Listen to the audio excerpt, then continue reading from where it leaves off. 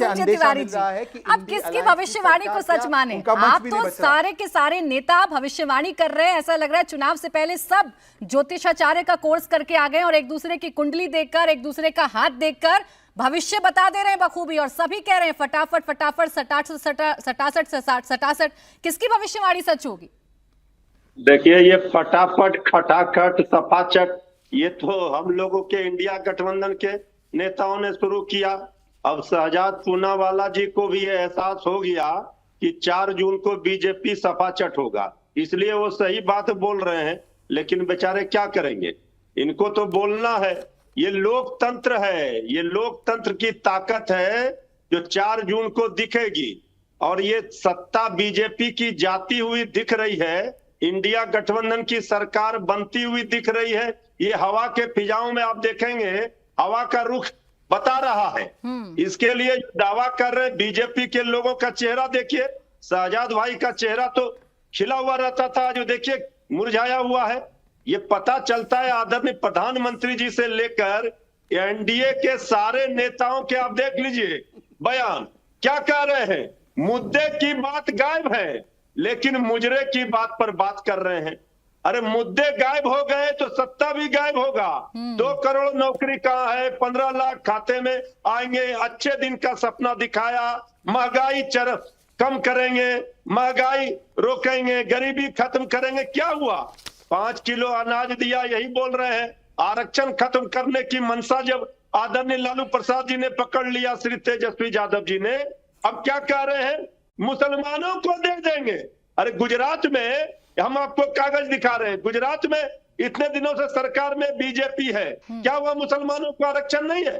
आरक्षण का दायरा सामाजिक होता है, शैक्षणिक होता है, ये भी ज्ञान नहीं है तो ये चुनाव क्या लड़ेंगे? ठीक है तिवारी जी, आपने आखिरी वक्त पर ही सही, लेकिन आपने भारतीय जनता पार्टी की चोरी आज पकड़ ली और उस चोरी को आपने उजागर भी कर दिया कि दोहरा चरित्र तो इनका है मुस्लिम आरक्षण पर। आपके नेता ने हालांकि बिल्कुल पब्लिकली बात एक्सेप्ट की थी कि मुस्लिम आरक्षण होना चाहिए, जबकि हमारे संविधान में ऐसा नहीं है। एक भविष्यवाणी हमारे लिए भी कर दीजिए, टीवी पर ही कर दीजिए। 9 सीटें हैं, 8 सीटें बिहार की जिन पर मतदान होना है, जरा बताइए इसमें क्या स्कोर रहेगा? पिछली बार तो खाता नहीं खोल पाए थे आप लोग।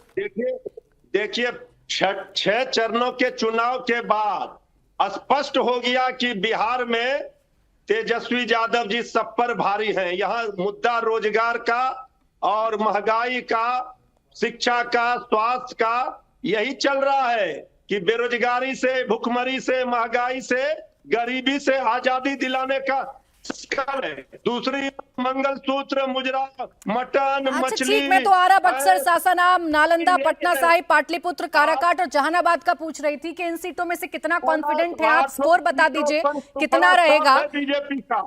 जी क्या कह रहे हैं तिवारी जी? बीजेपी का सुपड़ा साफ है। चलिए, सुपड़ा साफ है। अब अरविंद वाजपेयी जी, अब सुपड़ा साफ किसका होगा, ये भविष्यवाणी चलिए आप भी कर दीजिए। एनडीए 400 पार होगा, ये नारा आप लोग दे रहे हैं, लेकिन आपके विरोधी बड़ा मुस्कुराकर, खिलखिलाकर, आपके चेहरों की भाव भंगिमा पढ़कर ये ऐलान कर रहे हैं कि आप तो जा रहे हैं, अब सफासट हो रहे हैं एकदम। वाजपेयी जी को तो एहसास हो ही गया। ये तो 19 में भी यही कर रहे थे, ये सेम पैनल हुआ करता था और इसी तरीके से भविष्यवाणी करते थे। क्या हुआ उसका? देखिए, सवाल भविष्यवाणी का नहीं है, सवाल यथार्थ का है, सवाल हकीकत का है।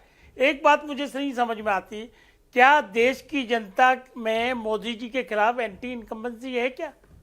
कहीं आप देख लीजिए, कहीं एंटी इनकम्बेंसी आपको नजर नहीं आएगी। और ये इसलिए नहीं है क्योंकि देश की जनता के लिए जो मोदी जी ने काम किए, मोदी सरकार ने जो काम किए हैं, वो जनता खुद ही महसूस कर रही है। अगर देश की जनता को मोदी के खिलाफ नाराजगी होती या सरकार के खिलाफ नाराजगी होती तो बम पर वोटिंग की जाती है, ये इतिहास भी गवाह है। और आज की यथास्थिति यह है कि जनता चाहती है कि यथास्थिति बनी रहे और ये सरकार काम करती रहे। और क्यों ना चाहेगी? जब ये सरकार 2,80,000 करोड़ रुपए छोटे किसानों को देती है ना, तो छोटे किसान मोदी की माला जपते हैं। जब 2,25,000 करोड़ गरीबों को घर बनाने को दिए जाते ना, तो वो गरीब की महिला जिसके नाम रजिस्ट्री होती है ना, वो मोदी की माला जपती है। 24 लाख करोड़ रुपए जब हाईवे और सड़कों बनाने के लिए जाते हैं, तो मिडिल क्लास का जब अपने गाड़ी लेके जाता है तो वो मोदी कहता है बहुत बढ़िया काम करा, बहुत बढ़िया काम करा। 65,000 करोड़ रुपए जब पूर्व सैनिकों को OROP के नाम पे दिए जाते हैं ना, तो वो सैनिक भी मोदी की बात करते हैं। और 5500 किलोमीटर सड़क बनाई है बॉर्डर पे इस सरकार ने। मतलब कौन से सेक्टर में काम नहीं किया? आदिवासियों की बच्चे की शिक्षा के लिए 25,000 करोड़ रुपए, रेडी पटरी वालों के लिए लोन ले लो फ्री में 50,000 करोड़ रुपए, महिलाओं के लिए अलग से 1 लाख रुपए का इंतजाम लोन के लिए किया। और अब तो टारगेट बना दिया कि 3 करोड़ महिलाओं को कौन सी दीदी बनाने की बात मोदी जी ने कही है। और जब ये लोग गुमराह करने की कोशिश करते हैं, ना, तो मोदी आके खुद कहता है कि आरक्षण को मेरे जीते जी कोई हाथ नहीं लगा सकता है। और खाली यही नहीं कहता है, ये भी कहता है कि अगर बाबा जी आ जाएं, संविधान बनाने वाले बाबा अम्बेडकर साहब भी आ जाएं, तो भी संविधान को नहीं बदल सकते।